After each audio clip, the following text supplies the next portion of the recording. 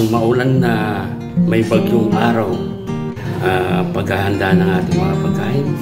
So, hindi po tayo nakapagdala ng mga greens. Pero dyan, kaya lang late na po.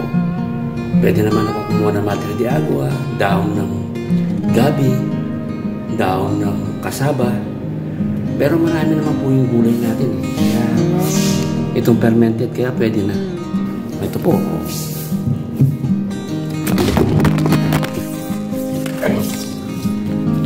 Dami yan eh. Ayan po. Oh.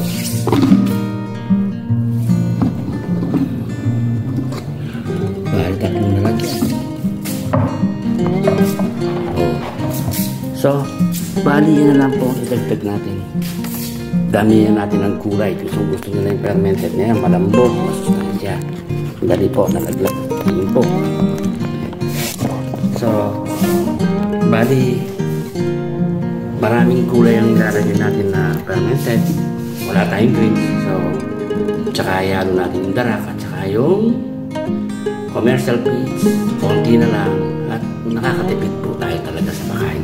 O sige po, ihanda ko na po.